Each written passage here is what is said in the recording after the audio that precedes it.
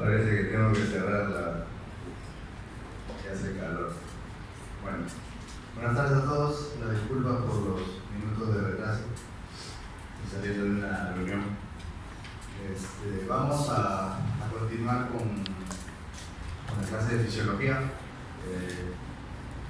Les recuerdo que este es el último ciclo que se dicta fisiología como tal. El curso ha sido integrado con histología y con anatomía, o sea que el nuevo curso es morfofisiología, quiere decir que es un incentivo adicional para ustedes para aprobar el curso, porque si jalan van a pasar a la nueva malla curricular, o se van a llevar morfofisiología. Sería volver a llevar los otros cursos también. Bueno, hoy día vamos a hablar sobre la hemoglobina, la estructura, la función y algunos principios temáticos necesarios para la producción de hemoglobina. Pero yo creo que ya el doctor le debe haber precisado esto.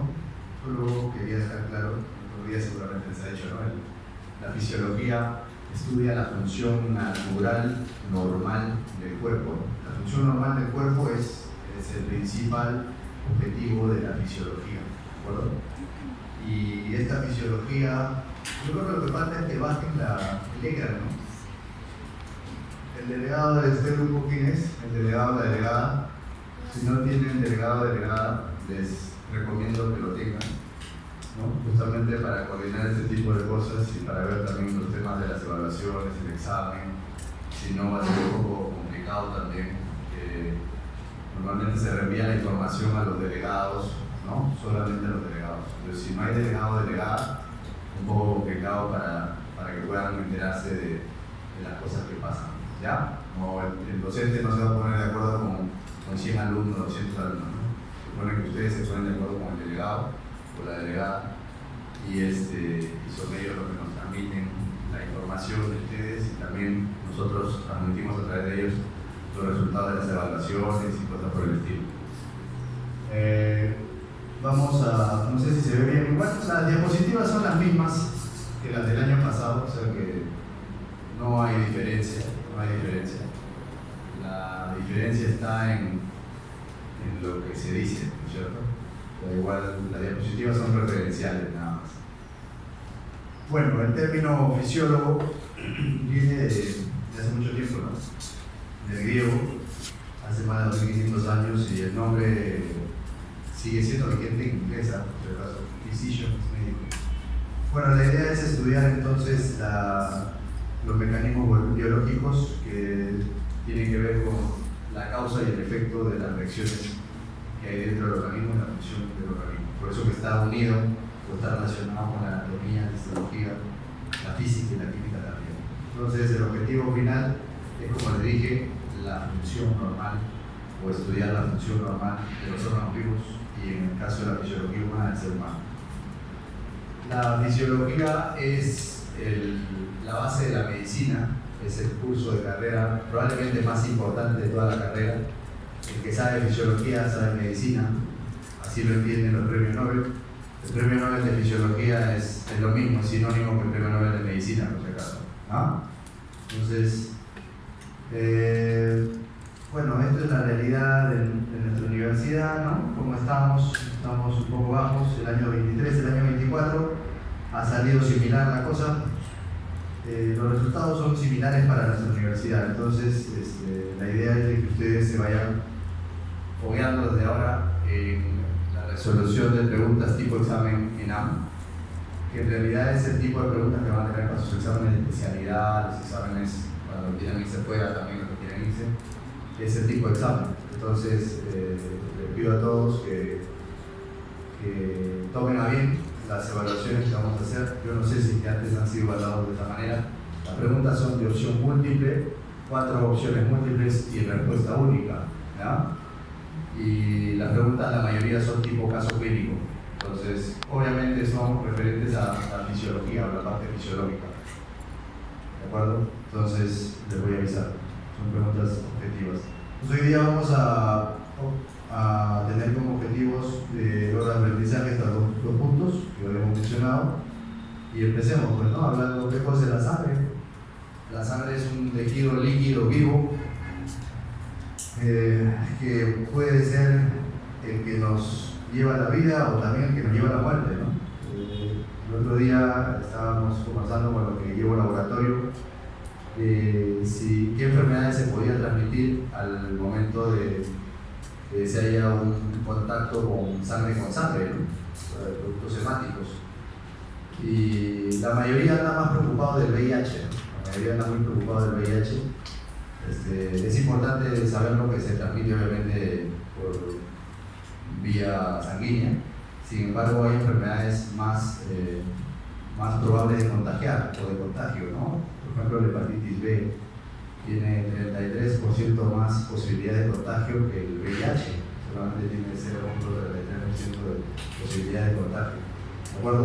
Entonces, así hay varias enfermedades, pero esta es la razón por la cual ustedes antes de entrar a clínica les obligan a tener las vacunas de la hepatitis B completas, ¿no? De acuerdo al programa ampliado de inmunizaciones, la mayoría de ustedes deberían tener ya sus vacunas completas contra hepatitis B, pero no es el 100%, por eso es que hay que chequearse. A veces también se ponen las vacunas, pero no hay efecto inmunológico en las personas, entonces no podrían, de repente no han tenido la respuesta correcta en el cuerpo y no han generado anticuerpos. El objetivo es que la vacuna genere anticuerpos, ¿no es cierto? Entonces, si no hay anticuerpos, habrá que volver a vacunar.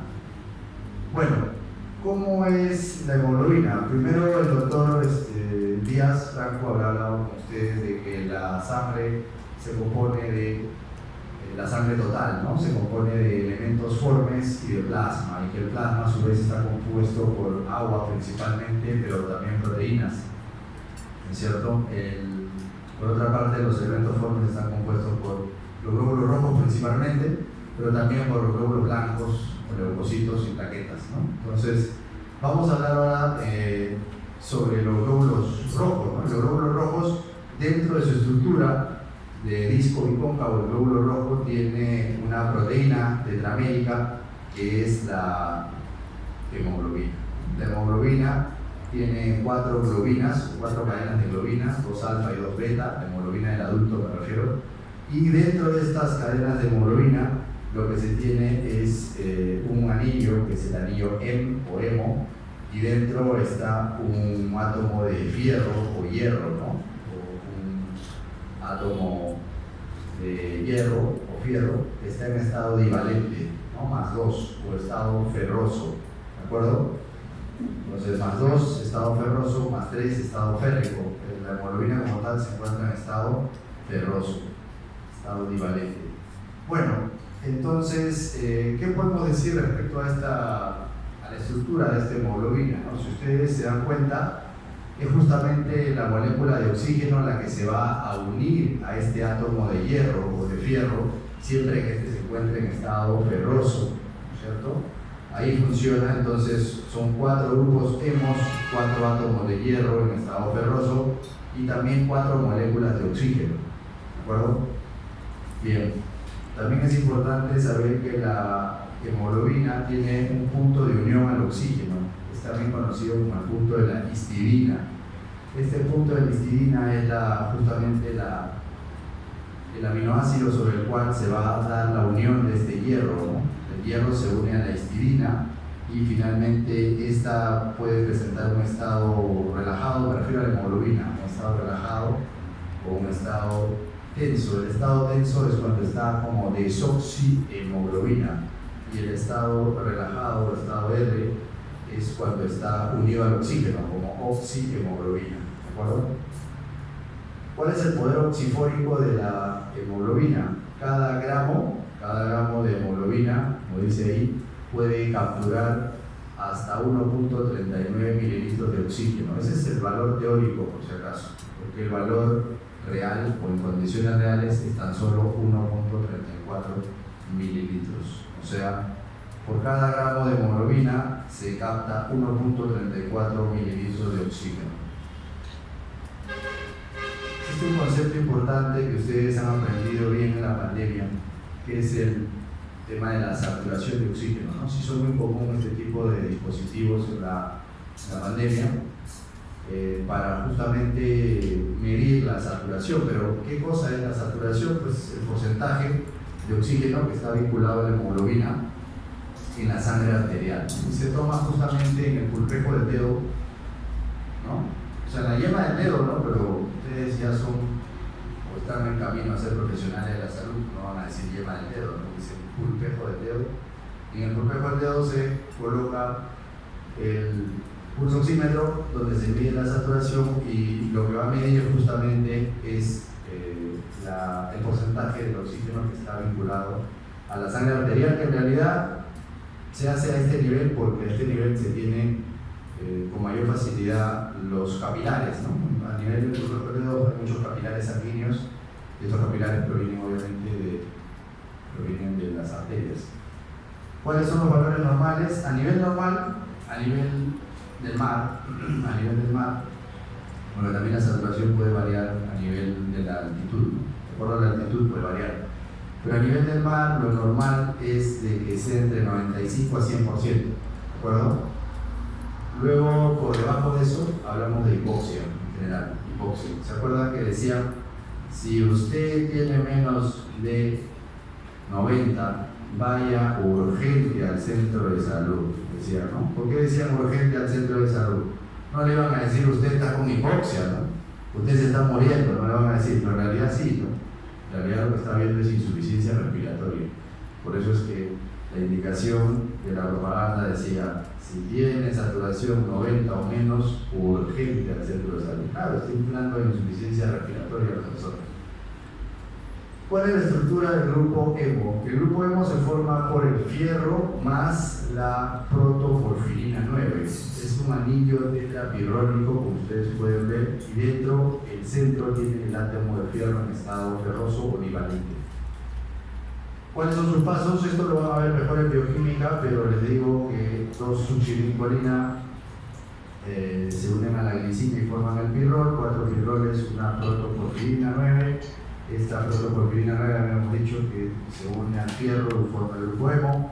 El grupo hemo más un polipéptido, va a dar una cadena alfa, de hemoglobina alfa o beta, y estas dos cadenas alfa con la beta van a dar la hemoglobina del adulto, hemoglobina A, ¿de acuerdo?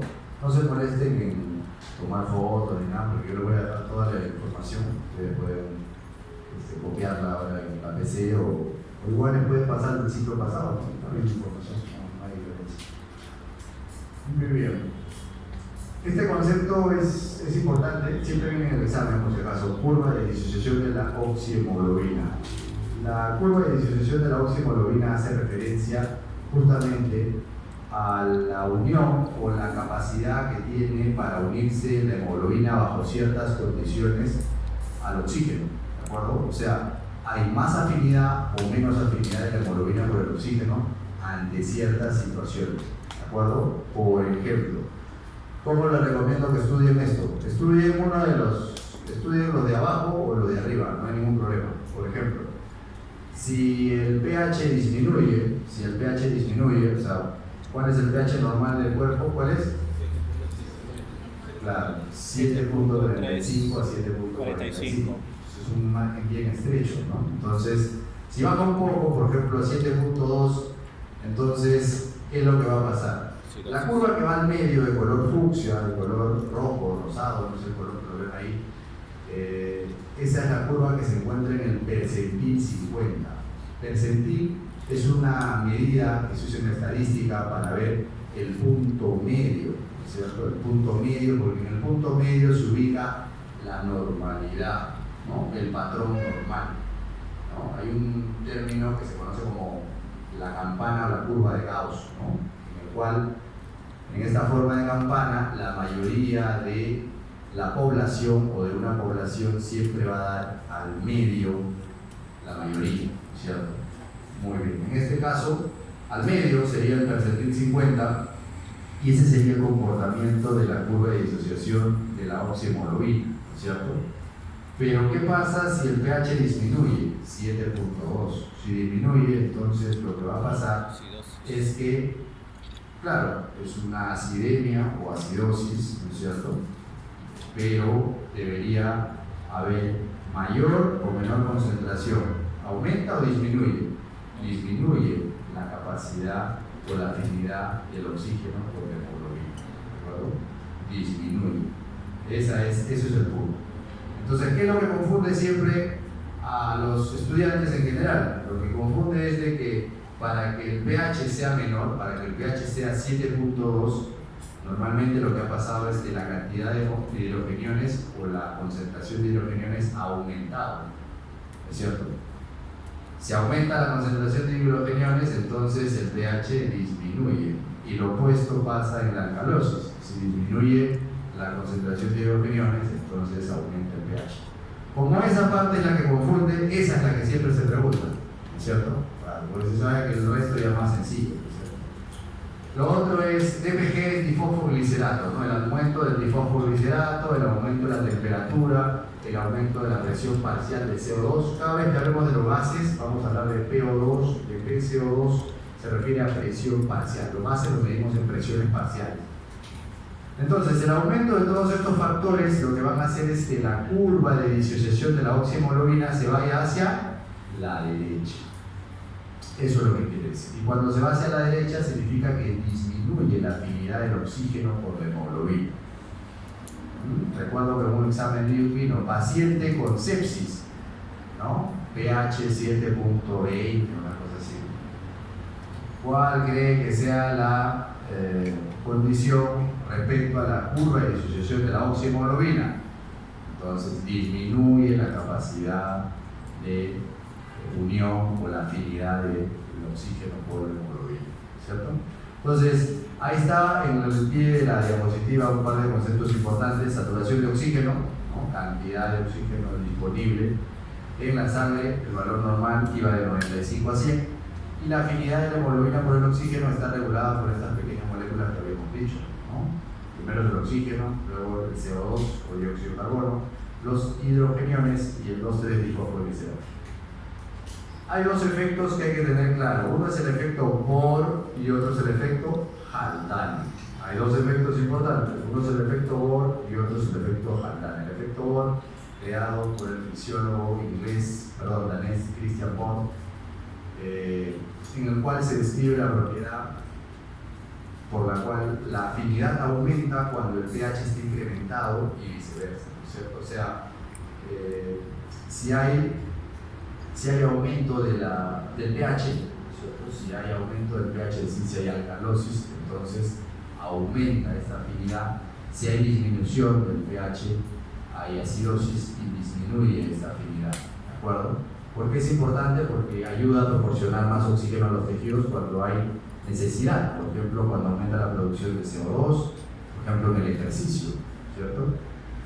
Y el efecto Haldane viene a ser lo opuesto, ¿no? En los tejidos, ustedes pueden ver en la imagen, en los tejidos, el efecto Bohr lo que hace es que el CO2 facilita la liberación de oxígeno, y el efecto Haldane lo que hace es que facilita la captación de CO2 a nivel pulmonar. O sea, en los tejidos es el efecto Bohr, a nivel pulmonar el efecto Haldane. Si vemos esta imagen, vemos por ejemplo que en este tejido hay una célula que está ingresando el oxígeno, pero está eliminando CO2. Este CO2, por el efecto Haldane, lo que va a pasar es llega a los capilares, llega por ejemplo al glóbulo rojo, y dentro del glóbulo rojo hay una enzima que se llama la anidrasa carbónica.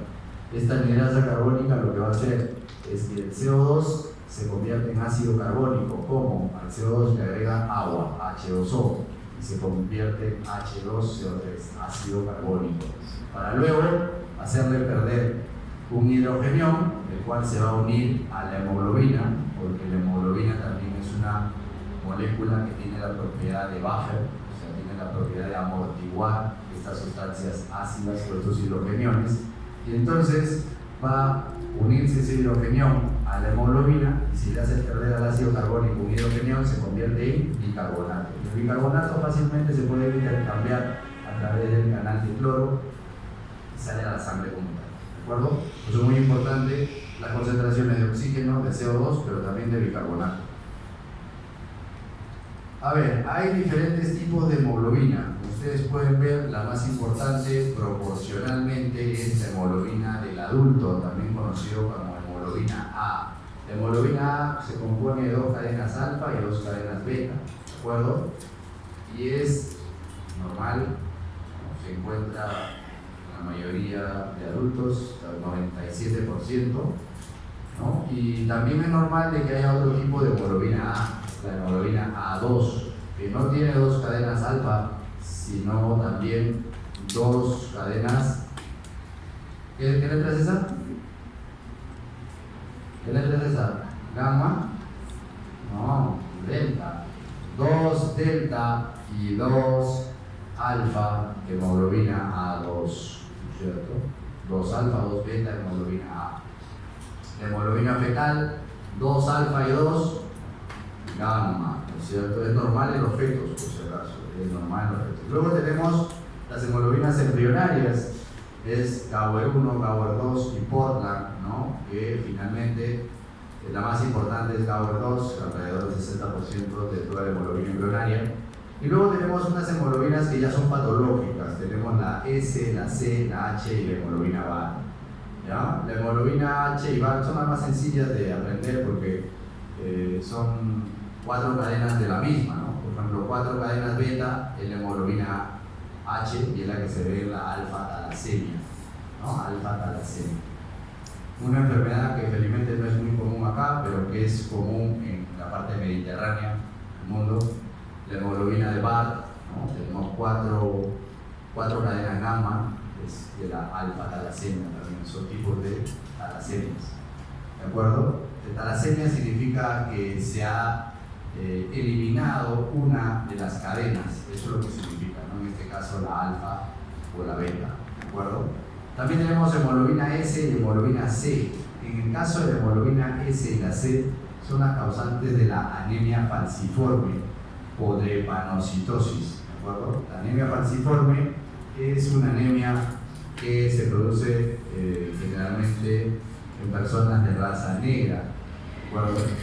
Y el problema está en que un aminoácido que está dentro de las cadenas de globina, de la valina, se va a cambiar por el ácido glutámico en la posición 6, entonces viene ahí el problema de la hemoglobina S. Y la otra, la hemoglobina C, que en vez de ser valina es la lisina la que se va a intercambiar por ácido glutámico en la posición 6, también de la cadena beta, ¿de acuerdo? ¿Cuáles son las diferencias entre una hemoglobina normal y una hemoglobina de tipo S, por ejemplo? La hemoglobina de tipo S, van a ver ustedes que ahí está en la posición 6, se intercambia, ¿no? La valina va a cambiar y por el ácido glutámico, ¿no? Están viendo la diferencia entre la hemoglobina. ¿Y eso qué hace? Eso hace de que la conformación de la misma célula sea diferente, va a tener un defecto de membrana. Las células falciformes son glóbulos rojos que tienen forma de hoz, forma de guadaña, forma de plátano, forma de media luna. Tienen mayor problema porque resisten menos a las diferencias de presiones. Entonces, generalmente estos problemas se van a dar en las personas que tienen esta enfermedad y que, por ejemplo, tienen crisis por viajar a veces a la altura, porque en la altura hay disminución de la presión parcial de oxígeno. Entonces, esa era una de las razones también por las cuales no se ve que la comunidad o personas de raza negra, no es muy frecuente que personas de raza negra vivan en altura, no es frecuente. Profesor, porque yo he visto gente que sí hay, pero no es frecuente. ¿Por qué? Porque justamente muchos padecen este problema y lastimosamente cuando se exponen a la altura pueden tener crisis vasoclusivas, ¿de acuerdo? Producto de que ya es defectuoso esa hemoglobina, ¿de acuerdo? Hablemos de los requerimientos hematínicos para la eritropoiesis. ¿Cuáles son esos requerimientos? Son varios, pero principalmente el fierro o el hierro, es lo mismo. Fierro o hierro es lo mismo, ¿no? El fierro o hierro es necesario para la hemoglobinopoiesis. La vitamina B12 y B9 es necesaria para la síntesis de ADN. La vitamina B6 para la síntesis del hemo. Y también son necesarias algunas otras vitaminas, como la vitamina C, también conocida como ácido ascórbico, vitamina B2, vitamina E, los minerales, cobre, manganeso, cobalto y zinc. Aminoácidos también son necesarios, ¿no? Pero centrémonos en estos, en el fierro, en la vitamina B12 y vitamina B9. Profesor, ¿por qué no hablamos de todo? Si tuviéramos tiempo hablaríamos de todo. Para eso tienen ustedes su libro, para poder ampliar los conocimientos. Ahora hablemos solamente de lo más importante, porque esto sí lo van a ver en la parte química, ¿no es cierto? Déficit de hierro conlleva a la anemia por déficit de hierro. Déficit de vitamina B2 y vitamina B9 también lleva a la anemia por deficiencia de estas vitaminas, ¿de acuerdo? Es lo que se ve más frecuentemente. También hay déficit por vitamina B, sí, pues, pero es mucho más raro, ¿no? Hablemos siempre en medicina de lo más frecuente. Muy bien. Para eso tenemos que recordar a la anemia. La anemia en el año 2022, estamos en 2025, pero miren, en el año 2022 decía que el 42.4%, 42,4% de niñas y niños de 6 a 35 meses de edad tenían anemia, más en la zona rural que en la zona urbana, pero en ambos casos es más de un tercio. En el año 23, según la ENDES por si acaso es la Encuesta Nacional de Salud, que se hace año tras año, desde hace muchos años atrás. Entonces estamos ahorita en el 2023, 43,1%, ¿no?, de anemia. La situación mejoró, cambió, similar o empeoró, de 42 a 43. Y las cifras aumentaron, ¿no? Disminuyó un poquito en el área rural, pero aumentó en el área urbana, ¿cierto? Al final, en el ponderado global aumentaron ambas cifras, ¿de acuerdo? Entonces, tenemos que hablar de anemia, tenemos que estudiar anemia, claro, si lo que va a pasar es que ustedes van a salir como médicos generales, Dios mediante, si pasan fisio, y si eso pasa, entonces vamos a encontrarnos con este problema. ¿Qué es lo que vas a ver como médico cirujano general?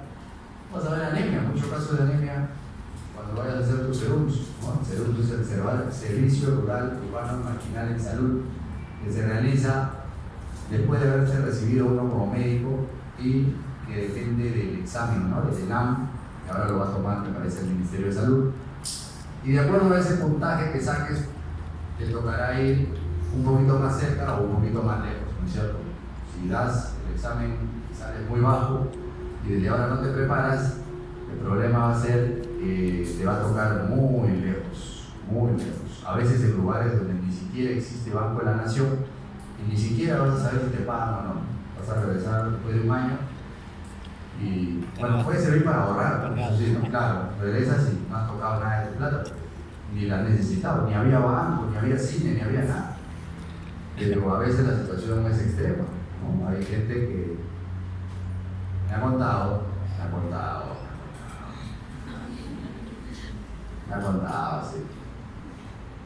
sí. Sí, hay colegas amigos que han estado en zonas muy alejadas, donde la única carne que había para comer era cuy, ¿cierto? Entonces, profe, cuy yo no como, eso es como una rata, entonces mejor estudia, ¿no? Pero por cierto, el cuy tiene alta cantidad de proteínas, es una buena proteína por si acaso, pero no quiere decir que a todas las personas les guste, ¿no? No había arroz, me dice, solamente había papa. Profe, yo como siempre con arroz chaufa, arroz con sorpresa. Sí, pero no siempre va a haber, pues, en todas las partes, ¿no? En la sierra se come papa, papea Perú. Entonces, si estás preocupado por eso, ponte a estudiar desde ahora, estudia bien, porque cuando llegues al final de la carrera, el problema va a ser eso, ¿cierto? ¿Cuál es la principal causa de anemia en el Perú? A ver, déficit de hierro, de lejos, déficit de hierro, ¿ya? Así es el modelo de cómo vendría una pregunta, ¿no?, del primer año de medicina, ¿cierto? Ahora que ya están en fisiología, entonces viene tipo caso clínico, ¿cierto? Entonces tendría que venir mujer o varón de tantos años que cursa con los siguientes síntomas, Entonces, ¿cuál cree usted que es la deficiencia más probable? Por ejemplo, déficit de hierro, anemia ferropénica, o anemia ferropírica, o anemia por déficit de hierro. A ver, ¿cómo funciona el hierro en el organismo? Muy sencillo, muy sencillo. Miren, ustedes pueden comer hierro de dos orígenes. Uno es de origen animal o también de origen vegetal. Si es de origen animal, carne, ¿no? Carne roja, por ejemplo, ¿no? Si es de origen vegetal, de las lentejas, por ejemplo, ¿no? Tienen bastante hierro. Pero hay una diferencia. El hierro que viene de origen animal es un hierro que viene en estado ferroso, o sea, fierro más 2, Fe más 2, en estado bivalente. En otras palabras, es un hierro M, es un hierro que es de fácil absorción, ¿no? Por eso es que, por más de que me digan, no, profesor, yo soy vegano, yo no como fierro y yo nada más como lentejas, todos los días como lentejas, doctor, entonces yo estoy mejor nutrido que cualquiera de los que comen anticucho. Falso, falso. ¿Por qué? Porque el hierro de origen animal, hierro M, tiene un transportador específico, o sea, pasa facilito, pasa fácil, ¿no es cierto? En cambio, el hierro no M, que son los que vienen del origen vegetal, por ejemplo, por decirlo así, tiene que primero tener una reducción. Está en fierro más 3, tiene que pasar a fierro más 2, ¿no? Y para que eso pase, tiene que pasar por la citocromo B duodenal para que recién pueda ingresar a través de un transportador, que es el transportador trivalente metálico tipo 1, y a través de este DMT1 va a pasar este fierro más 2, que primero tenía un origen de tipo férrico, ¿de acuerdo? Entonces, una vez que ingresa, al igual que el fierro de origen M, van a estar dentro en una reserva como la ferritina. Nuestra reserva de hierro está como ferritina, en este caso la ferritina de la mucosa, ¿de acuerdo? Y esta ferritina va a salir por un transportador específico que se conoce como ferroportina. Y una vez que sale esta ferroportina, tiene que nuevamente pasar de fierro más 2 a fierro más 3. ¿Cómo lo va a hacer? A través de alguien que se conoce como efaestina. Esta efaestina va a producir que este cambio se dé de fierro más 2 a fierro más 3, ¿de acuerdo? Y finalmente, este fierro en estado férrico va a ser transportado en la sangre. ¿Quién va a transportar a este fierro? Una proteína que se conoce como transferrina. La transferrina es la encargada de transportar al fierro en estado férrico. Lo transporta. ¿A dónde lo transporta? A dos lugares importantes: al hígado y a la médula ósea del ser humano y de todos los animales. Por eso es que si yo quiero comer bastante fierro, ¿qué debería comerme de la vaca? ¿La carne, el músculo o el hígado? El hígado, pues el hígado tiene cantidad de fierro, igual si es de las aves, igual. Pero más fierro que el hígado tendría la sangre, pues no están viendo que todo pasa por la sangre, la sangre tiene, por eso que la sangrecita, eso que no te gusta, eso que comen los cholos, eso tiene más fierro. Así es, por eso estamos desnutridos en la mayoría de nuestro país, porque las vísceras se las dan a los perros y prefieren comer pollo. Comen pollo, la carne es impagable, entonces la gente termina con anemia. Ese es el problema. Luego que ya se ha llenado la cantidad normal de fierro, de reservas de hierro, fierro en el hígado, existe una hormona que va a hacer de que esto diga hasta aquí nomás. Esa hormona se llama la epsilina. La epsilina le dice a la ferroportina, ¿sabes qué? Ya no saques más fierro porque estamos completos, ¿no? Ya no saques más, ¿ya? Listo. Le hace caso y ahí queda. Si no le hace caso, como en algunas enfermedades, por ejemplo en la hemocromatosis, esta epsilina no funciona bien por lo tanto empieza el hígado a llenarse de fierro, se empieza a llenar de fierro, hasta que finalmente termina en cirrosis hepática. Así que hay que tener cuidado. Conociendo la fisiología, conociendo lo normal, pues es fácil después entender la patología o la fisiopatología. Muy bien, de esta ferritina que estaba almacenada, también una parte se va a perder, por ejemplo, a través del desprendimiento de las células epiteliales, a través de la menstruación, en el caso de las mujeres, por ejemplo, pero en general, todo nuestro epitelio gastrointestinal constantemente está en recambio, por lo tanto, ahí se está perdiendo también parte de este fierro. ¿Qué debemos saber respecto al consumo del fierro? Es importante de que se entienda de que el fierro está en origen ferroso, ¿cierto? El fierro que viene, perdón, en origen férrico, o sea, fierro más 3, puede reducirse, ¿no?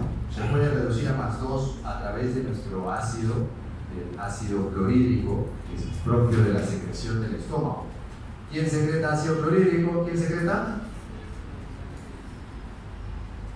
¿Quién secreta ácido clorhídrico en el estómago? Pregunta de ingreso de biología, ¿no? ¿Quién secreta?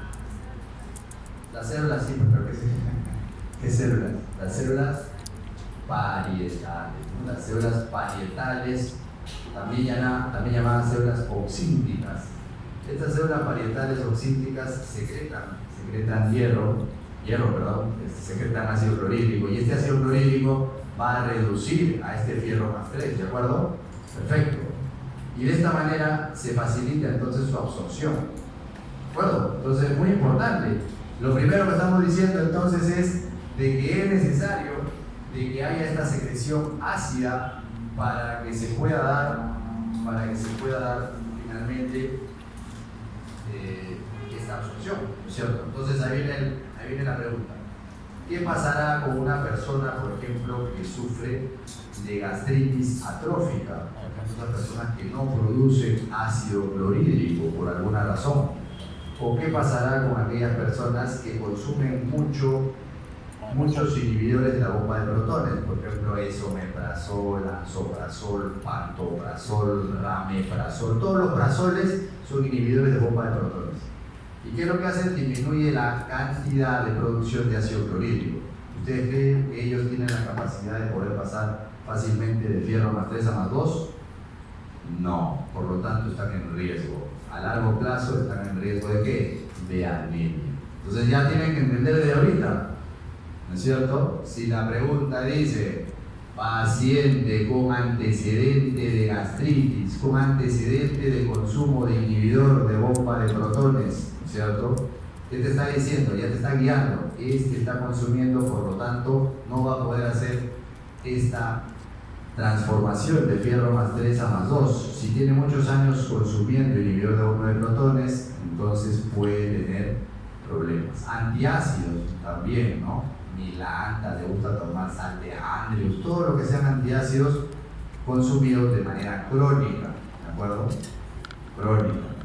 ¿Puede tomar de vez en cuando? Claro, puede tomar. Siempre hay razones por las cuales podría haber una gastritis aguda, ¿no? Una persona va a una cevichería, come bien picante y entonces podría ser que requiera, ¿no?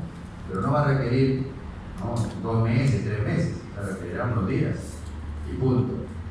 Muy bien, entonces el primer criterio, concepto, el ácido clorhídrico. El segundo, hay cosas que hacen de que pueda favorecerse, lo que está en verde es todo lo que favorece la transformación de este fierro, ¿no? Que este fierro pueda pasar de más 3 a más 2. Por ejemplo, la vitamina C. Siempre dicen que para fijar el hierro, come tu carne y tómate una limonada o una naranjada, ¿no? ¿Por qué? Porque tiene vitamina C, los cítricos, por lo tanto van a ayudar a que se pueda estimular este proceso, ¿cierto? La carne, el pescado y las aves de corral tienen esta facilidad para que puedan apoyar en la digestión y en la transformación de esto. Pero hay cosas que se oponen. Todo lo que está en rojo, por ejemplo, habíamos hablado de los antiácidos, la clara de huevo, la soya. ¿Por qué? ¿Por qué se oponen?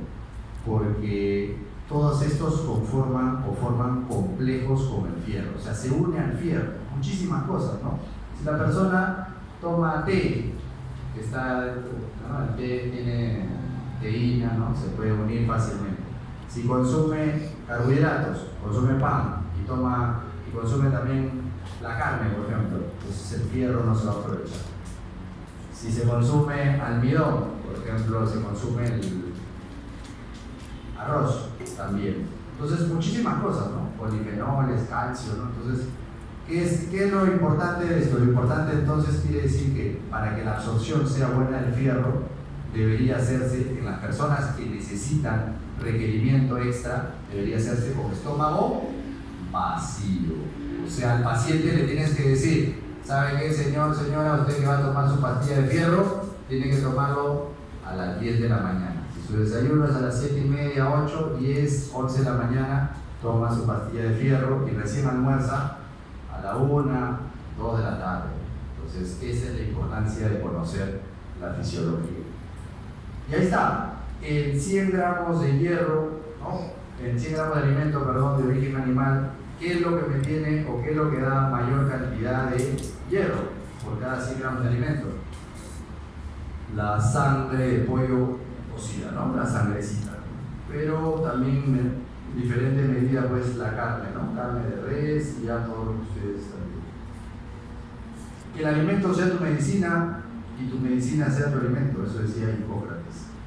Requerimiento diario según la edad. Acá solamente vamos a dejar remarcando algo bien importante, ¿no? ¿Quiénes requieren más? ¿Quiénes requieren más? Los que están con necesidades incrementadas, es decir, las personas que están en crecimiento. Miren ustedes, los niños están en crecimiento, requieren más. Las mujeres requieren más que los hombres. Sí. ¿Por qué? Dice ahí bien claro, de 19 a 50 años, las mujeres requieren mucho más que el hombre. ¿Por qué? Porque está en edad fértil. La mujer está en edad fértil desde los 15 hasta los 49 años, según el Instituto Nacional de Estadística e Informática. ¿De acuerdo?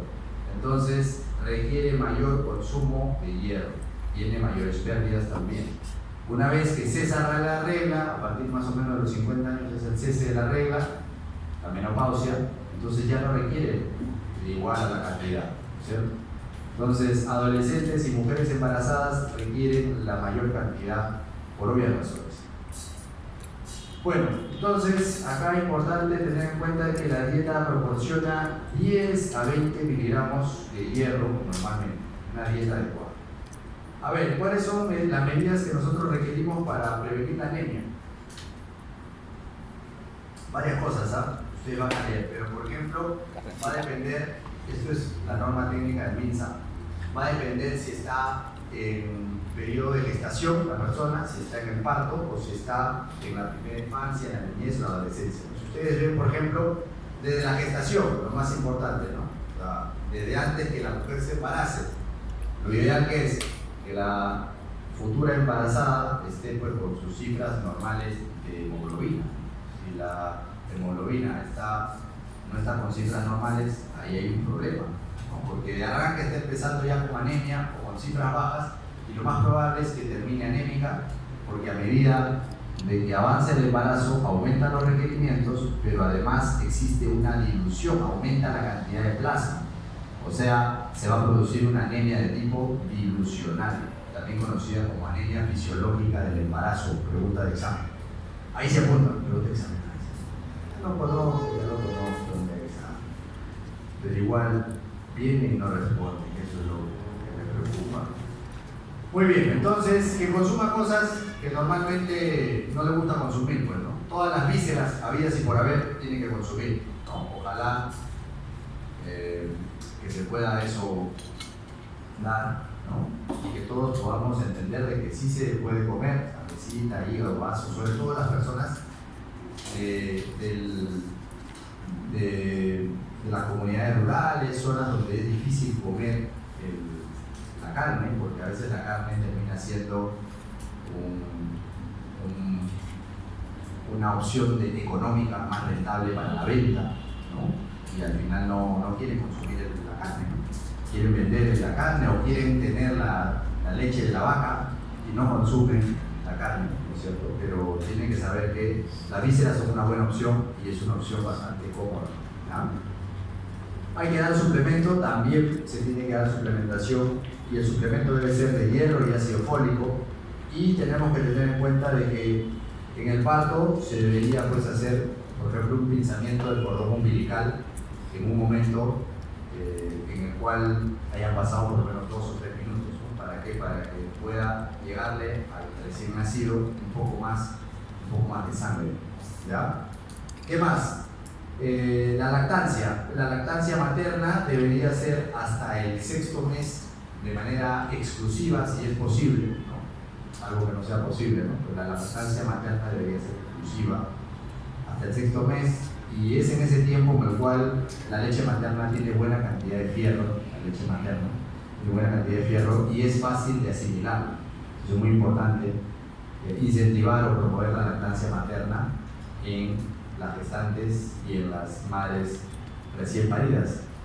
En la primera infancia, la niñez y la adolescencia, bueno, va a depender de cómo sea la alimentación para ver si que requiere suplementación o no. ¿De acuerdo? Pasemos a hablar sobre la vitamina B12. ¿Qué pasa con la vitamina B12? La vitamina B12, también conocido como cobalamina o cianocobalamina,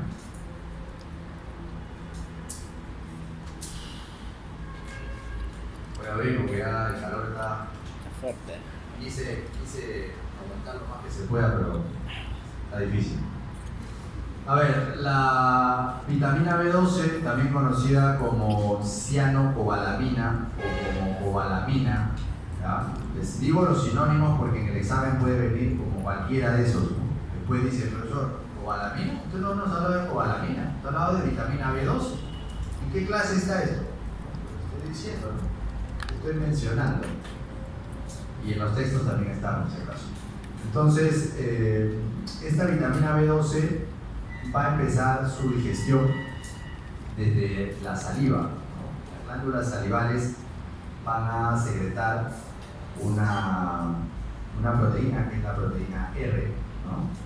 También conocida como aftocorrina, que es la que se une a esta vitamina B12, ¿de acuerdo? Y va a caminar como si fuera un complejo, van a andar como si fuera un complejo, van a estar unidas hasta llegar al estómago. En el estómago, el ácido va a hacer que se separe, ¿no? Tanto la vitamina B12 como la proteína R o aftocorrina, y después nuevamente se va a volver a juntar, pero más adelante.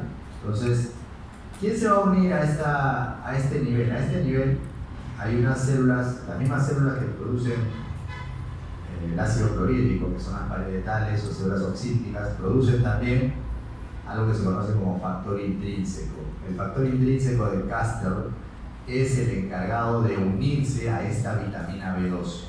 Miren mal lo que estamos diciendo. El factor intrínseco se une a la vitamina B12.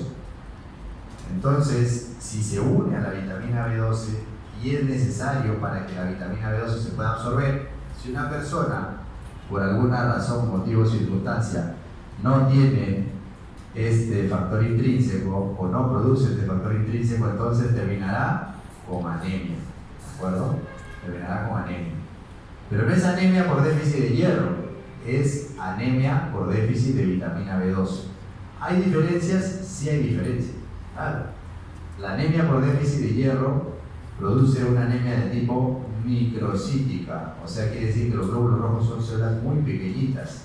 Son pequeñitas porque no hay comida para que sean más grandes, ¿cierto? Y si es la anemia por déficit de vitamina B12, lo que va a pasar es que el glóbulo rojo se va a hacer grande.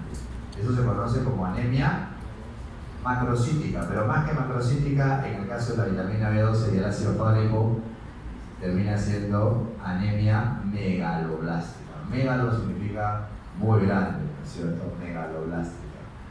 Muy bien, entonces habíamos quedado de que esta proteína R se liberaba con el ácido clorhídrico, pero además este factor intrínseco se unía a la vitamina B12, ese que ven ustedes de color rosado, ¿no? Ese color rosado se une a la vitamina B12 y sigue su camino hasta que se pueda absorber a nivel de ¿dónde? ¿Dónde se absorbe la vitamina B12?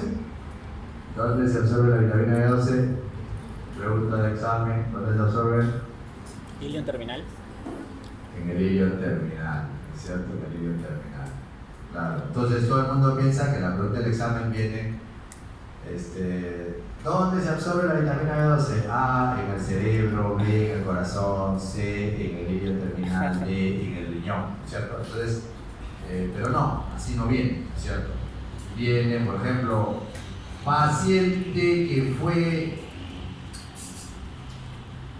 fue operada de una cirugía abdominal y se le extirpó una parte del ilion terminal, ¿cierto? ¿Qué deficiencia cree usted que puede padecer esta persona? Entonces, ya cambió la cosa. Tengo que hacer un pequeño análisis para llegar a la respuesta. No es que soy inmediatamente memorístico, va a ser la respuesta. No. ¿Ya? Estoy dando las fijas, ¿no? Después no me digan, no, profe, usted no da las fijas. Está la fija, pero el problema es que no la captan, pero bueno. ¿Y dónde se absorbe el hierro? El fierro o hierro, ¿dónde se absorbe? Habíamos dicho que la vitamina B12 es, ¿dónde? En el ilion terminal. ¿Y el hierro o el fierro dónde se absorbe? ¿Ah? ¿Dónde? Pregúntenle a ChatGPT, DeepSeek, toda la inteligencia artificial, ¿qué dice? En el duodeno, por si acaso, en el duodeno. Entonces, fijo, van a venir en el examen, ¿no? Después no digan, no, pero profe, usted no dijo. Viene en el examen. Claro, no va a venir tal cual, pero teniendo el concepto vas a poder responder la pregunta. ¿De acuerdo? Muy bien, entonces, ¿qué va a pasar con estas heces? Bueno, luego de que ya se ha ingerido esta vitamina B12 o que se ha absorbido, mejor dicho, a nivel del ilion terminal, termina finalmente su camino por las heces, ¿no? Termina saliendo una buena cantidad por las heces, a 80%. Y una parte de esta absorción, gran parte, se absorbe, queda en el hígado, al igual que el fierro, ¿no? El depósito de ácido fólico es en el hígado, ¿de acuerdo? Y este depósito tiene un tiempo de duración, no es eterno, tiene más o menos de 3 a 5 años de reserva. O sea que es más fácil volverse anémico por déficit de hierro, porque la pérdida es mayor, ¿no?, que por déficit de vitamina B12. La vitamina B12 también tiene un tiempo, ¿no es cierto? Pero ¿qué pasa si una persona es vegetariana por mucho tiempo? Ahí viene el tema, pues. 5 años, 10 años de vegetariano. ¿Y qué? ¿No toma ningún suplemento de fierro, de ácido fólico? No. Al toque, piensen en anemia. ¿Qué te mata esta chica tan anémica? ¿Ya? Siempre. Vitamina B12, ¿dónde encontramos bastante? En alimentos de origen animal, principalmente en los pescados, como las sardinas, pero también en el hígado, en los mejillones, comúnmente conocidos como los choros. Se recomienda, miren, 2 a 3 microgramos por día. Finalmente, el ácido fólico. ¿Qué podemos decir del ácido fólico? El ácido fólico es súper importante también para prevenir la anemia, pero también para prevenir defectos del tubo neural, por si acaso, ¿no? Niños que nacen con problemas de anencefalia, espina bífida o problemas de fisura labio-palatina están asociados, muchos de esos casos, a déficit de ácido fólico, ¿no? Malformaciones del tubo neural. Entonces, las personas que piensan salir embarazadas tienen que tomar preventivamente sulfato ferroso para prevenir la anemia o mejorar las condiciones, salvo que esté muy bien, y ácido fólico, de hecho, ¿no? Aumentar la cantidad de ácido fólico. Tiene una reserva también que más o menos dura 3 meses, o sea, es menos tiempo incluso que los otros dos, ¿no? Menos que el fierro y menos que el ácido y menos que la vitamina B12. ¿Cuál es su ciclo? Eso lo van a ver bien en bioquímica, pero les adelanto que este folato o ácido fólico se absorbe a nivel de el yeyuno, por si acaso, ¿no? Hemos dicho entonces fierro, duodeno, ácido fólico, yeyuno, Vitamina B12, ilion terminal. ¿Cierto? Ya están claros, ¿ah? Preguntas claves. Y este ácido fólico termina transformándose de hidrofolato a tetrahidrofolato, THF, y luego esto empieza a entrar a un ciclo, que es el ciclo de la metionina, para que finalmente se convierta en homocisteína, cisteína y cisteína finalmente, ¿no? Entonces, ¿por qué es importante? Porque tiene que ver con la producción del ADN. Este tetrahidrofolato es súper importante para la síntesis de ADN, ¿de acuerdo? Bien, entonces en los requerimientos, como es lógico, es más para los que están en desarrollo y crecimiento, ¿cierto? Gestantes, mujeres lactantes, adolescentes, ¿cierto? Requiere mayor cantidad, al igual que los niños que están en crecimiento. ¿Qué defectos congénitos se asocian con la deficiencia de ácido fólico durante el embarazo? Fisura labiopalatina, anencefalia, espina bífida, todas. Vitamina B12, vitamina B9, en cada 100 gramos de alimento de origen animal. ¿Dónde hay más? Espárragos, col y las semillas de girasol, ¿no? Muy bien, acabamos la primera parte, vamos a avanzar con la siguiente. Vamos a hablar ahora de la serie roja, o sea, vamos a hablar de los glóbulos rojos en sí. Habíamos hablado primero de la estructura, hablemos de los glóbulos rojos. Entonces, cuando hablamos de la sangre nos referimos a dos compartimientos, el compartimiento central o la sangre central y el compartimiento periférico o la sangre periférica. La sangre periférica se refiere a toda la sangre que circule por fuera de la médula ósea. La sangre central o el compartimiento central de la sangre se refiere a toda la que circula por dentro de la médula ósea. ¿Dónde está la médula ósea? Dentro de los huesos largos, ¿no es cierto?, del cuerpo, y los huesos planos también. Entonces, ¿cómo se estudia esto? Se hace un frotis de lámina periférica. El frotis de lámina periférica es usar una gota en una lámina portaobjeto, se hace un pequeño frote o raspado de la lámina y se lleva al microscopio para estudiarlo. ¿Y qué es lo que vamos a ver? Vamos a ver todas las células que hay dentro, pero ahora solamente hablaremos de los eritrocitos o glóbulos rojos, que tienen esta forma, ¿no? Esta forma que ven, que tiene una palidez central, pero la parte que es marginal o la parte periférica del eritrocito tiene una coloración intensa, ¿cierto? Entonces, así es el eritrocito o glóbulo rojo. ¿Cuáles son esas características de los eritrocitos, también conocidos como hematíes, glóbulos rojos o rubrocitos? Ese es otro término también con el cual se conocen. Tiene una forma de disco bicóncavo, su tamaño es aproximadamente 7.5 micrómetros de longitud y tiene 2.5 de ancho y 1 de espesor, ¿no? El volumen es aproximadamente 100 microlitros y el tiempo de vida media en adultos 120 días. En los recién nacidos hasta 90 días no llega a los 120. Recuerden que la hemoglobina del recién nacido es hemoglobina fetal, muchas veces parte hemoglobina fetal, y esta hemoglobina se va a recambiar, ¿no es cierto? Se recambia. Por eso es que generalmente las cirugías electivas de los recién nacidos se realizan recién a los 3 meses, ¿no? Cuando ya se produjo el recambio de estos,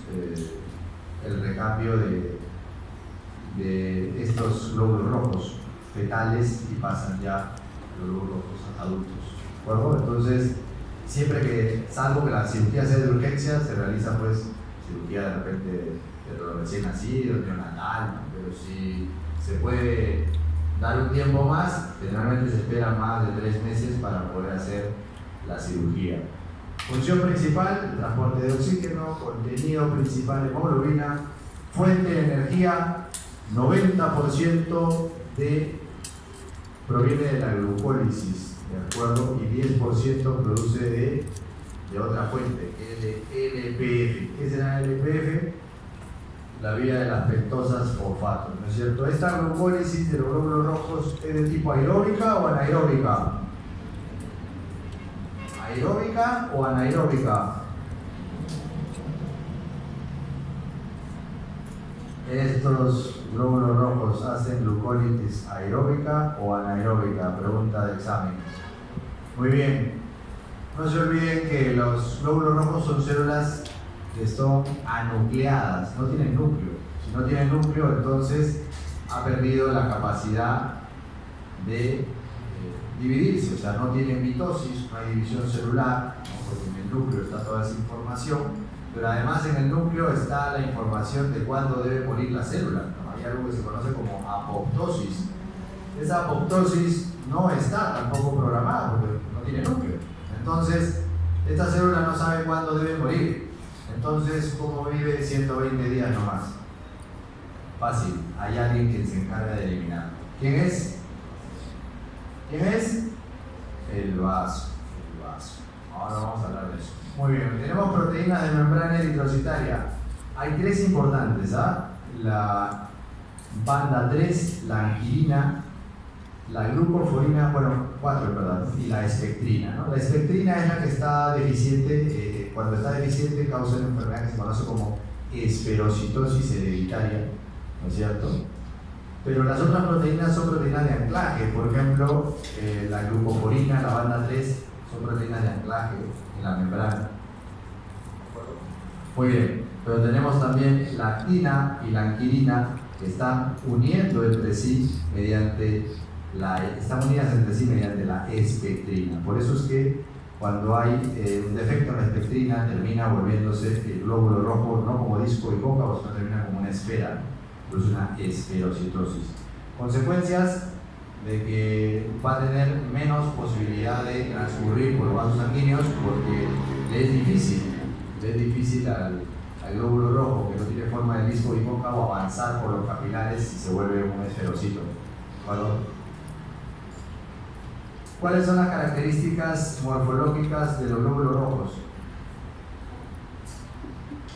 Hay diferentes clasificaciones o características para clasificarlo. Por ejemplo, de acuerdo al tamaño, de acuerdo a la cromía o la pigmentación, de acuerdo a la forma y si presenta o no presenta inclusiones dentro de su citoplasma.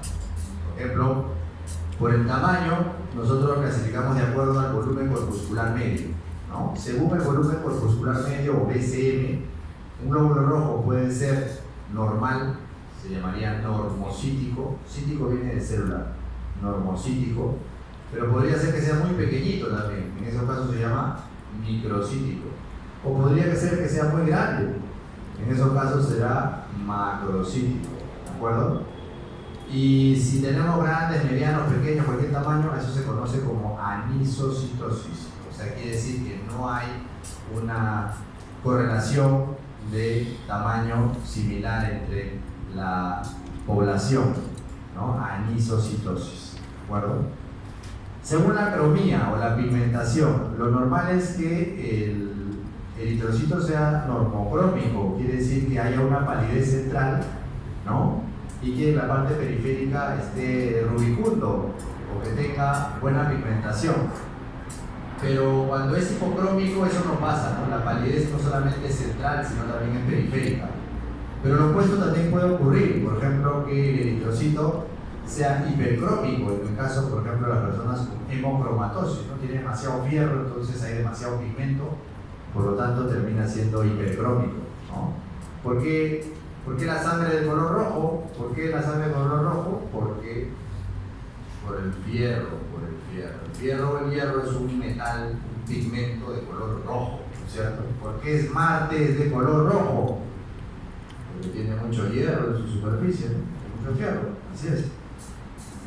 Muy bien, y también se ve a veces, esto ya es patológico, células púrpuras, ¿no? Eso es cuando sale un elemento joven a la sangre, un policromatófilo. Eso no debería haber, eso debería estar dentro de la médula ósea, no debería estar en la sangre periférica. De acuerdo con la forma, hay varias formas interesantes que pueden ver ustedes. Por ejemplo, células falciformes, la última, que es una célula en forma de hoz, en forma de guadaña, en forma de plátano, en forma de luna, de media luna, ¿no? Células en forma de islam, dicen unos, ¿no? Son drepanocitos o células falciformes. También hay células en diana porque es como el tiro al blanco, ¿no? Hay equinocitos, ¿no? Que tiene así como si tuvieran pequeñas espículas en su membrana. Y los acantocitos, que tiene una que otra espícula, ¿no? Esos son los acantocitos. Cuando hay inclusiones, eso es patológico, ¿eh?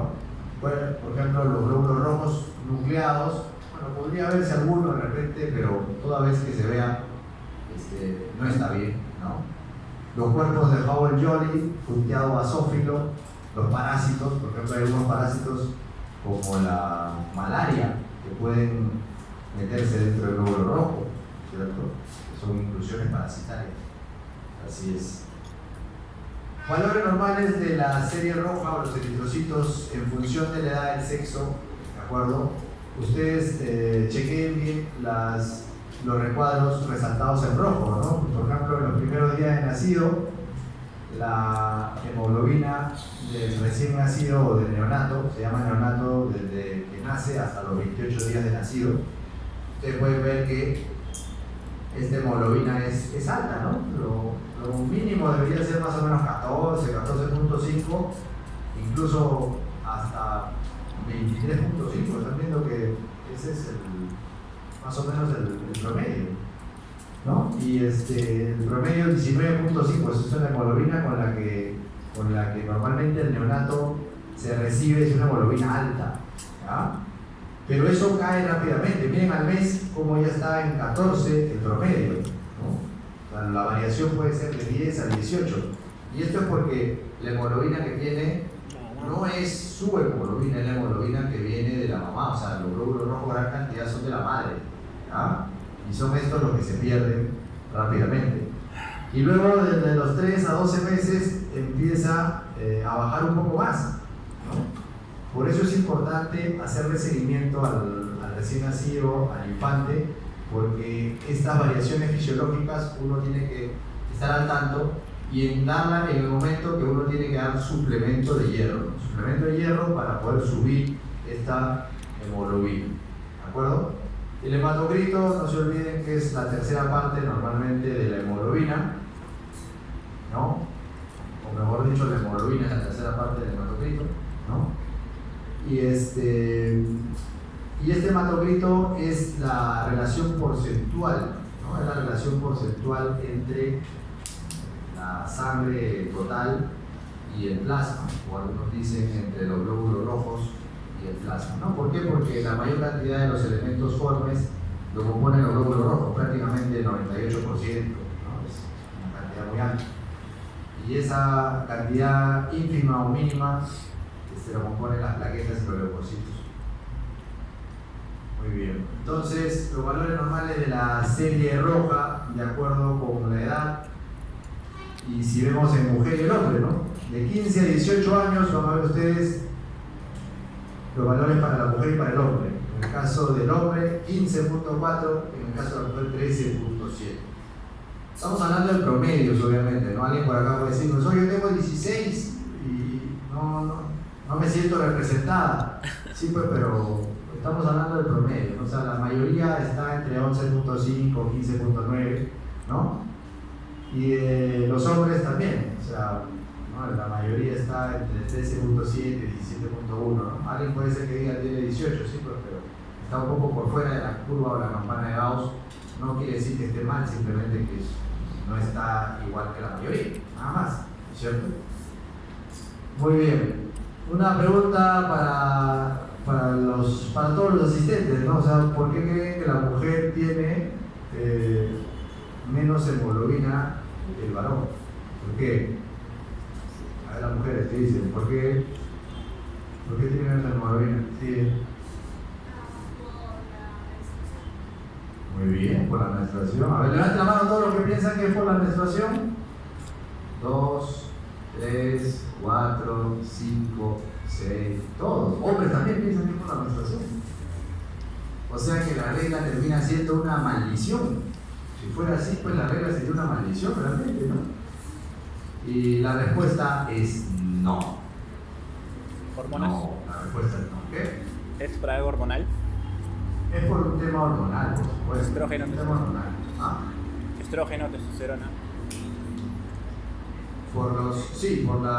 básicamente es por un tema, en el varón es por el tema de la testosterona, ¿no? O sea, la testosterona tiene una función muy importante en la maduración o en la aceleración de la maduración de los glóbulos rojos. Para que los glóbulos rojos maduren, se requiere de una hormona que es la eritropoyetina.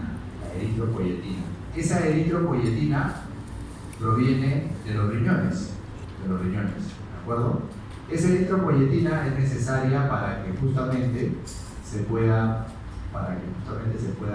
acelerar el proceso de maduración de los glóbulos rojos dentro de la médula ósea y por tanto salga más rápido a la sangre periférica, ¿no? En el caso de los hombres, al tener mayor cantidad de andrógenos, principalmente testosterona, entonces esta testosterona es la responsable de que aumente la acción de esta eritropoyetina. O sea, la eritropoyetina es similar, pero como está bajo efecto de la testosterona, se sensibiliza la acción, o sea, se vuelve más eficiente, y eso hace de que el varón normalmente siempre tenga mayor cantidad de hemoglobina, normalmente. La regla no es la razón en las mujeres, ¿no? Lo principal es que no están las mujeres gobernadas por los andrógenos, por la testosterona. Bien, la testosterona sí tienen, pero no tanta cantidad como los varones. Pero además porque los estrógenos, que son los que gobiernan a las mujeres, son hormonas que normalmente reducen la eritropoyesis de alguna manera, ¿no? Tienen muchos beneficios, ¿no? Por si acaso, los estrógenos. La salud cardiovascular se ve mejorada, hay muchas cosas positivas. El hueso también, o sea, muchas cosas son buenas debido al estrógeno, pero hay algunas cosas que no. Por ejemplo, en el caso de la hemoglobina. Entonces, lo normal es que la hemoglobina, por temas hormonales, principalmente debido al tema de la testosterona y de los estrógenos, haya esta variación. ¿De acuerdo? Entonces, saquen ese mito de su cabeza que la regla es la mala. La regla no es la mala. Alégrate cuando viene tu regla, así decía mi abuela. Muy bien, transfusión de paquete globular. Cada paquete globular, o sea, cada unidad de sangre, más o menos tiene como 250, 300 mililitros. Aumenta en 1 a 1.5 gramos por decilitro. O sea, imagínense una persona que viene con hemoglobina en 6 o en 5. ¿Qué van a hacer? Le van a decir, señora, tiene que consumir bastante sangrecita para que suba su hemoglobina. No, porque va a salir y ahí se va a morir ahí cerca nomás. Entonces no pueden hacer eso, ¿cierto? Lo que tienen que hacer es, en esos casos, transfusión de urgencia, tienen que transfundir. Y para hacer eso se hace primero prueba de grupo y factor, o sea, qué grupo sanguíneo tiene, qué factor, RH, positivo, negativo, y pruebas de compatibilidad. Se hace prueba de grupo, factor y compatibilidad para poder hacer la transfusión, ¿de acuerdo? ¿Cuáles son las indicaciones? Expansión de volumen de sangre, reemplazar alguna terapia específica, por ejemplo, mejorar la cicatrización también. Nunca se metan a operar a un paciente que está anémico, porque lo más probable es que no va a cerrar nunca la herida y van a tener complicaciones debido a eso. Y también aumentar el bienestar del paciente, ¿no? El paciente que está anémico o con anemia severa tiene síntomas productos de la anemia, que lo vamos a ver. Interesante entonces tener en cuenta esto, ¿no? De este paquete globular aumenta más o menos en 1, 1.5, ¿no? Más o menos. O sea que tendrían que transfundirse varios paquetes para poder subir, para poder darle más o menos un valor normal a la hemoglobina. Valores de anemia a nivel del mar. A ver, tenemos a ver, niños de 6 meses a 6 años. Menos de 11 gramos por decilitro es anemia. ¿No? Esa es la definición de la Organización Mundial de Salud. Menos de 11 gramos por decilitro es anemia aquí en la China, 11. Pero va a variar de acuerdo a dónde se encuentre, ¿no? Por ejemplo, de 6 a 14 años ya no es menos de 11, es menos de 12. Si es varón adulto a nivel del mar, menos de 13. Si es mujer adulta, es menos de 12. Ahí cambia la cosa. Embarazadas, menos de 11. Les había dicho que en las embarazadas hay anemia dilucional. Y si vemos estos valores de anemia ajustados por la altitud geográfica, entonces van a ver que a medida que aumenta la altitud o la altura en metros sobre el nivel del mar, entonces la cantidad de la anemia va aumentando. O sea, me refiero a la cantidad de hemoglobina necesaria para decir que la persona está anémica es mayor. ¿Por qué? Porque a medida que uno asciende de altitud geográfica, entonces disminuye la presión parcial de oxígeno. Si disminuye la presión parcial de oxígeno, significa que existe una hipoxia hipovárica. Por lo tanto, aumenta la respuesta de la médula ósea para poder captar mayor cantidad de glóbulos rojos. ¿Cómo hace? Se secreta mayor cantidad de eritropoyetina. O sea, el cuerpo trata de compensar. De tal manera que si ustedes tienen una persona a nivel del mar, habíamos dicho, por ejemplo, 0 o menos de 100 metros sobre el nivel del mar, menos de 11 o 11 gramos, menos de 11 es anemia, ¿no?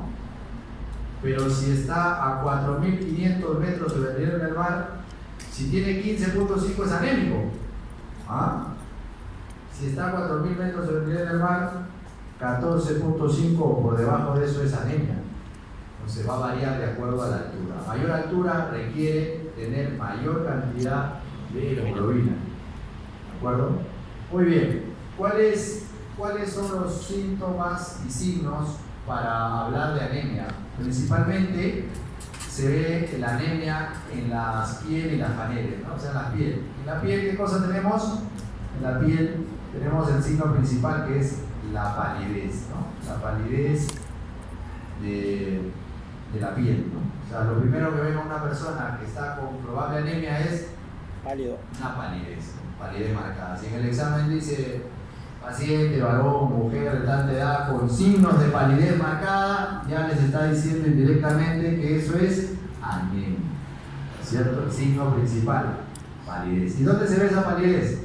Se ve en la piel, principalmente en las palmas, ¿no? De las manos, se ve en la conjuntiva ocular, ¿no? Se le baja el ojo, se ve la conjuntiva ocular completamente pálida, en las mucosas, le abre la boca, le dice saque la lengua, se ve por dentro completamente pálido, ¿no? Entonces ahí es donde se ve y es el signo principal. Pero hay otros síntomas incrementados, son un poco inespecíficos, pero sí se puede hacer unidad cuando nosotros unimos a la palidez, ¿no? O sea, está pálida la persona, pero además tiene sueño incrementado, tiene astenia, hiporexia, NER, ¿no? Irritabilidad, cosas que pueden ver a veces ustedes en su compañero, ¿no? Viene a clase, es pálido y además hasta que se duerme en la clase, sí se duerme, entonces probablemente hay que descartar anemia en esos casos. Y otros síntomas en relación con eso, ¿no? Por ejemplo, rendimiento físico disminuido. Cuando son pequeños se ve la baja ganancia ponderal. Cuando dice ganancia ponderal se refiere a peso, o sea, hay una baja ganancia de peso en los niños, ¿no? Sean prematuros o lactantes menores, pequeños, ¿de acuerdo? Se puede ver también cosas interesantes, por ejemplo, piel seca, el cabello que se hace, el pelo o cabello que se hace quebradizo, ¿no? Las uñas también quebradizas, pueden verse unas uñas que están aplanadas, que se conocen como platoniquia, como si fuera un plato, o puede ser que tengan como una curvatura, como si fuera una cuchara, eso se conoce como coiloniquia, ¿de acuerdo? Y hay alteraciones también en la conducta alimentaria, aparece algo a veces muy relacionado con la deficiencia de hierro, que es la pica, ¿no? La pica es la tendencia a comer ciertos productos que normalmente no comería una persona normal. Por ejemplo, puede comer tierra, eso se llama geofagia, puede comer hielo, eso es bien frecuente, hielo, eso se conoce como pagofagia. Tienes una tía que siempre le gusta tomar gaseosa y masca hielo, la ves toda pálida, le pide su examen de hemoglobina, seguramente está anémica, ¿no? Pagofagia. Uñas, cabello, pasta de dientes, de todo, ¿ya? Cosas extrañas también. Entonces, eso se conoce como pica. Pero cuando los síntomas de la anemia son ya más marcados, o sea, la anemia es más severa, Entonces hay síntomas cardiopulmonares, por ejemplo, taquicardia, soplo se refiere al soplo cardíaco, ¿no? Un sonido especial que va a salir del corazón producto de la poca cantidad de hemoglobina. Disnea de esfuerzo, la disnea es la sensación de falta de aire, ¿no? Y esto generalmente se ve cuando el valor de la hemoglobina ya está muy bajo, ¿no? Por menos de 5 gramos por decilitro, ¿no? Pero también tenemos alteraciones digestivas, ¿no? Que se puede ver en las personas anémicas, queilitis angular, más conocida vulgarmente como boquera, ¿no? Estomatitis, glositis, que es la inflamación de la lengua, ¿no es cierto? Se puede ver alteraciones inmunológicas, ¿no? Porque al disminuir pues, la producirse de anemia se disminuyen también otras cosas como la capacidad bactericida de los neutrófilos. Los síntomas neurológicos son importantes, por ejemplo, la vitamina B12 y el ácido fólico. Cuando hay déficit de vitamina B12, sobre todo de vitamina B12, ¿no? De ácido fólico no, de vitamina B12 sí. Cuando hay déficit de vitamina B12 hay alteraciones neurológicas, sobre todo problemas relacionados con la sensibilidad, con la sensación, con la sensibilidad termoalgésica, con la sensibilidad en los miembros inferiores, ¿de acuerdo? Muy bien. Entonces ahí dice alteraciones de las funciones de la memoria y todas las respuestas a estímulos sensoriales. Eso en general, en todos los tipos de anemia, ¿no? Es decir, que la persona empieza a tener problemas para retener, ¿no? Si una persona que está estudiando fisiología y está anémica, no va a rendir igual que una persona que está en buenas condiciones, ¿no? De hemoglobina. Y ese es el principal problema que tenemos en nuestra sociedad. Si hemos visto que tenemos más del 40% de niños ¿no? Más del 40% de niños que sufren de anemia, eso significa de que esos niños tienen alteraciones en el desarrollo no solo físico, sino también cognitivo, ¿no? Entonces, si no pueden desarrollar, ¿no? Si no pueden desarrollar su cerebro adecuadamente producto de la anemia y no pueden desarrollar adecuadamente sus potenciales, entonces lo más probable es que esos niños no tengan las mismas oportunidades que ustedes, por ejemplo, ¿no? Va a ser niños que no van a poder estudiar medicina y eso es un problema. ¿Qué van a estudiar? Seguramente algo que sea de menos requerimiento académico, probablemente porque no hay la posibilidad, ¿no? Y puede ser que quiera, pero a veces no puede. Entonces ese es un problema muy grave, porque finalmente el poder adquisitivo de esas personas termina siendo menor, y si el poder adquisitivo es menor, entonces son personas que muchas veces están en medios rurales, en medios pobres, y no van a salir nunca de la pobreza. La pobreza va a seguir su ciclo en el mismo ambiente y no va a cambiar, ¿cierto? Entonces, antes de que haya una buena educación, tiene que haber una buena nutrición, y esa es la idea. Ustedes ven acá, por ejemplo, las palmas de las manos de esta persona que está anémica, ¿no? Una persona anémica y una persona que no está anémica, la que está con el anillo en la mano no está anémica, ¿no? La otra persona sí es un color pálido, medio amarillento, ¿no? Se ve, ¿no? Igual en la mucosa, ¿no? En la mucosa. La lengua se ve agrietada y esa es la corilonitia, ¿no? La uña que se ve en forma de cuchara, ¿no? Hundida. Y también la pata con hielo, la pica. Síntomas también, cuando es muy marcado, pues los síntomas cardiopulmonares, ¿no es cierto? Taquicardia, la disnea de esfuerzo, o sea, la sensación de ahogo, falta de aire, la boquera, que habíamos dicho que en realidad es la queilitis angular, cefaleas o dolor de cabeza. Ahí vemos una persona que está comiendo tierrita, eso es la geofagia, ¿no? O a eso creo que se refiere. Mucho sueño al estudiar fisiología también, y así es. Bueno, hablemos ahora de la hemocateresis o la hemólisis fisiológica. ¿Hasta qué hora tenemos clase? Hasta las 5:10, creo, ¿no? 4:20. ¿4:20? Ya, entonces lo dejamos esto para mañana. Voy a pasar la lista, ¿ya? Voy a pasar la lista para que se pueda tener su clase. Mañana que haya. ¿Mañana hay piso? ¿Ah? Es difícil. Claro.